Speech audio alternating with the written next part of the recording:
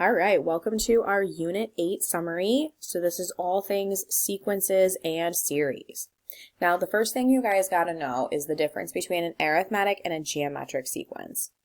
Arithmetic sequences are when you add a common difference, as where a geometric sequence is multiplying by a common ratio. So starting with arithmetic sequences. At the top here with our example 1, what I'm noticing, I'm actually going to zoom in here. What I'm noticing is that I'm going down by 3 each time. So that's my common difference. When I want to write this in an explicit form, that's this formula right here, which is on your reference sheet. All I need is the first term and my common difference. So an explicit formula would be a sub n equals a sub 1 plus our common difference of -3 times n minus 1. A recursive formula is always 2 parts. So I always have to state the first term. So a sub 1 is 50. And then if I want the next term, I'm going to take the previous term, so a sub n minus 1, and subtract 3 from it. So both forms you got to know how to do. Explicit formula is on your reference sheet. Recursive is not. Now, if you want to find the 20th term of a sequence, all you'd have to do is go to your explicit formula and plug 20 in for n and simplify. I'm not going to do that in the video. You would get -7, but that's how you would do it. And then I have example 2 mapped out just like how you would deal with a recursive formula. So 12 and then you're just adding 7 each time. Now, given this sequence, this is a geometric sequence because I can see I'm not going down by a common difference. And if I pick 2 terms to divide, so like 60 and 300, I'm going to pull up my calculator here. If I go to my calculator and I do 60 divided by 300, so 60 divided by 300, I'm getting 0.2. So that means multiplying forward, you're multiplying by 0.2 each time. All right, so writing this as a geometric explicit formula using my little reference formula, this would be a sub n equals a sub 1 times r to the n minus 1. If I were to do a recursive formula, so again, 2 parts, always have to state the first term. And if you want the next term, you're going to take the previous term and multiply by 0.2. So those are the 2 forms you guys have to know. Again, explicit's on your reference sheet, recursive is not. If I were to want to find the 8th term, I would just plug 8 into my explicit formula and go to the calculator. Again, I'm not going to do that, but that's how you would find the 8th term. And then here's a mapping out of how you would, given a recursive sequence, multiply by 4 each time ultimately. All right, on the next page of our notes, I have some examples of finding the common difference or common ratio, given some information, and then using it to determine an explicit formula. So I have the arithmetic one done for us where I'm using these 2 terms and finding the slope of those, and that's the common difference, which comes out to be -2, and then I'm able to work backwards to find my first term, and then I just plug it into my formula. It's going to be the same idea with geometric. However, remember geometric is multiplying by a common ratio every time, which I have a little example worked out here. So, coming to example 2, I'm going to map this out. 1, 2, 3, 4, 5, 6. My second term is 5, and my 6th term is 0.3125. Now, going forward, like I said, you're multiplying by a common ratio. So this would be 5r. This would be 5r squared. This would be 5r cubed. Until lastly, we get 5r to the 4th. So what we're finding is 5r to the 4th power is equivalent to 0.3125. So now I'm just going to solve for r. So again, grabbing my calculator, 0.3125 divided by 5 gives me 0.0625. And then to undo the fourth power, I can raise both sides to the 1/4. So I'm just going to take that answer and raise it to the 1/4 power, or the fourth root. It's the same thing. And you'll notice my common ratio is 0.5, or 1/2. So that means going forward, in order to get this to map out, I would be multiplying by 1/2 every time, which means going backwards, I would be multiplying by the reciprocal, which is 2. So that means my first term must be 10. Now, I need that because my first term is needed for the formula, so a sub 1 times r to the n minus 1.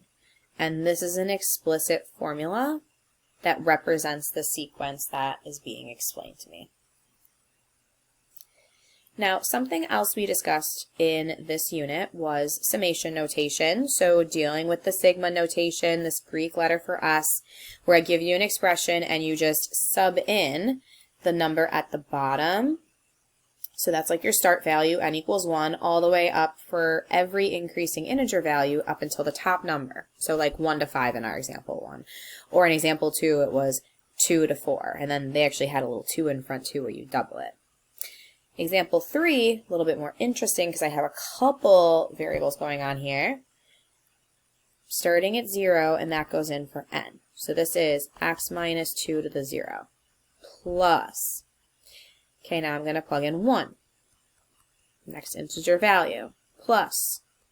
Now I plug in 2, and then I stop, because that's my end of the top of the summation notation. Now I'm just simplifying. Anything to the first power is 1.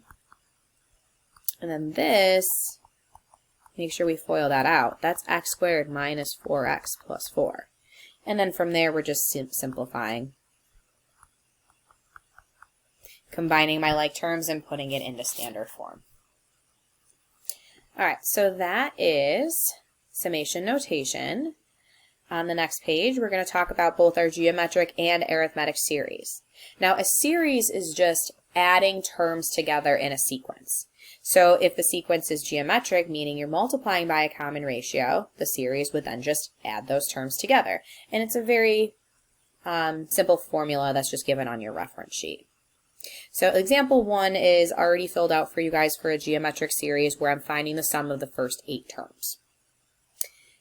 Example 2 is a little bit more interesting because I'm giving you the sum, I'm giving you the ratio and the number of terms. I want you to find the first term. So your unknown is a sub 1. So again, using my formula, s sub n equals a sub 1 times 1 minus r to the n all over 1 minus r. Let's just plug in what I know. I'm going to call a sub 1 x. And I'm plugging in 2 for r and 8 for n because that's my number of terms. Now 1 minus 2 is just negative 1. So if I cross multiply here, I get negative 765 is equal to x times whatever 1 minus 2 to the 8th is. So negative 255.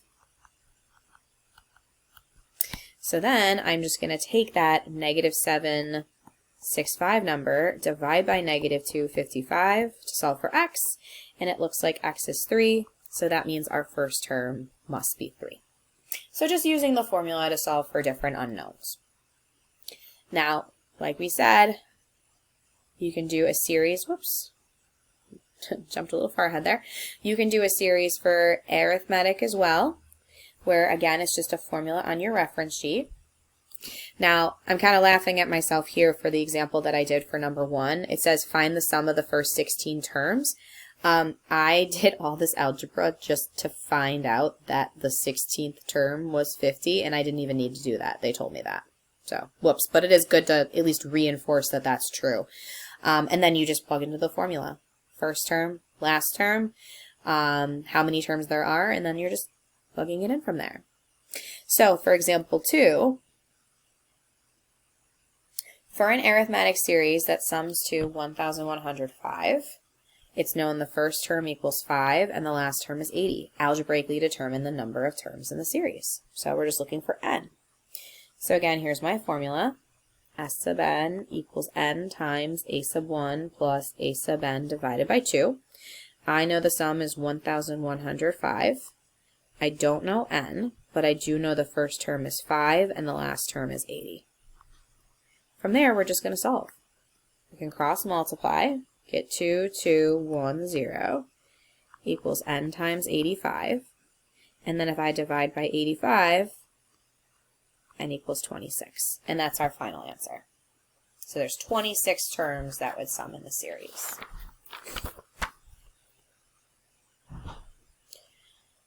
All right, so then moving on to the next page. Mortgages I already have filled out for you guys. I'm not going to go through the example, but it's another situation where it's a plug and chug into a formula. Just make sure you're reading carefully, paying attention to things like down payments, interest rate, things like that. They will always give you the formula though, so don't worry about that. So I do just have a couple little follow-up questions that I wanted to go through given this review. First is use the explicit formula to find how many terms there are in the sequence and then calculate the sum of the series.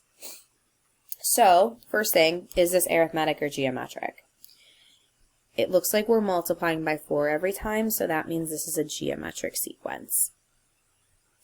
So I have geometric, my first term is 3, and my common ratio is 4. So, what I can do is come up with an explicit formula that represents this pattern. So a sub 1 times r to the n minus 1. Now, this is my nth term of the sequence. So I'm going to plug that in for a sub n.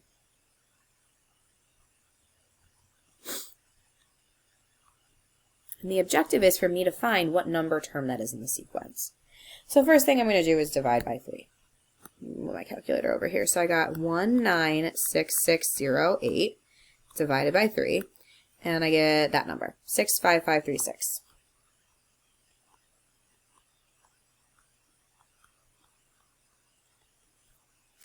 Now, if I want to solve for n, I can do log base answer equals power.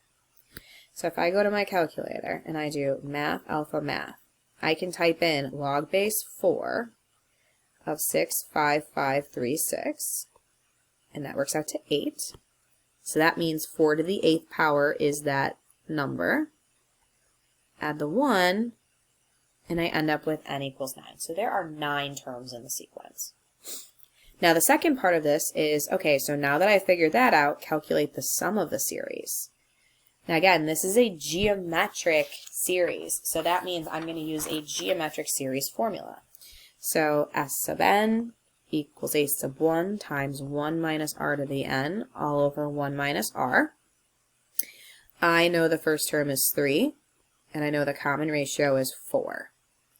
And I know that there's 9 terms in the series. All over 1 minus my common ratio. And now I'm just going to my calculator.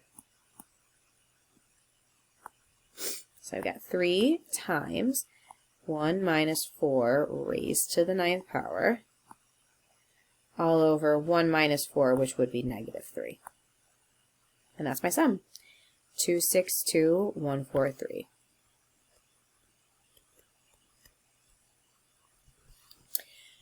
All right, last question in the video. How many terms are there in a geometric series? If the first term is 2, the ratio is 3, and the sum of the series is 242. So again, we're going to use this formula, but down here at question 2, where I know the sum, so I'm going to put that in. I know the ratio is 3 because they told me. And I know the first term is 2 because, again, they told me. So if I put this over 1, this is negative 2. And if I cross multiply, I end up with negative 484 equals 2 times 1 minus 3 to the n. Now I'm going to divide by 2.